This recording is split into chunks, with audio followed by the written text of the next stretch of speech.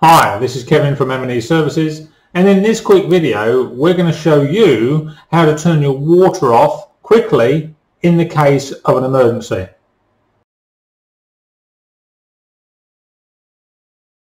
So, you need to turn your main off.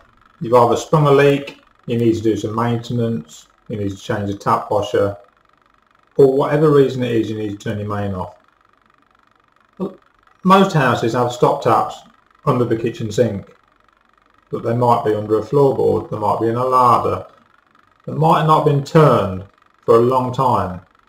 It's highly probable that the ones that haven't been turned in a long time will become really stiff. So you'll need to use spanners or pump pliers or something to start it to turn. And it's highly likely that when you turn it and turn it off, or turn it off and turn it on, it might start to weep. So what is the easier thing to do?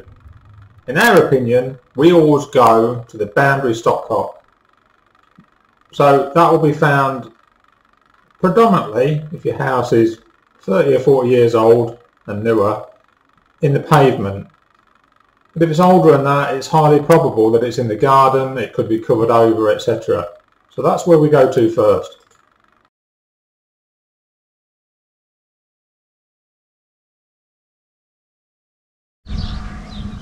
Okay, so here we're outside and we're looking for the boundary stopcock. On a newer type property, you'll find it in the footpath. So we go outside and look up and down the footpath. There we see the boundary stop tap. So it's a little black circular lid, and when on closer inspection it's got water inscribed in the lid right across the top. So this is our boundary stop tap. We know it's the one for this property because this hasn't got any close neighbours, but generally they put them right outside the property for which it belongs.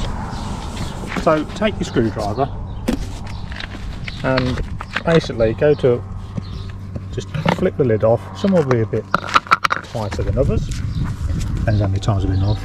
Now inside, if you can see, this here is just a plastic key, and when you turn that clockwise it turns off the water supply, and this here will be dirty is the water meter. So basically, to turn off, simply turn clockwise until it stops, and there it is, it's off. When you're doing any maintenance and you've turned that off, always remember to put your lid back on, because someone can come along this footpath and all of a sudden you're going to get a claim.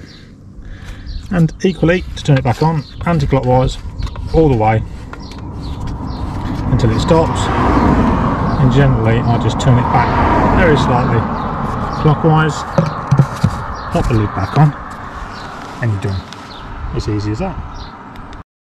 Okay, so there you go. There are obviously quite a few ways you can turn your stopcock off, but the boundary stopcock, if it's operational, is by far the quickest. So please do check to see if you've got one, and if you don't have one or it's not operating as it should, ring your water authority, because they're obligated to provide you an operational boundary stopcock, and it's free. It doesn't cost you anything.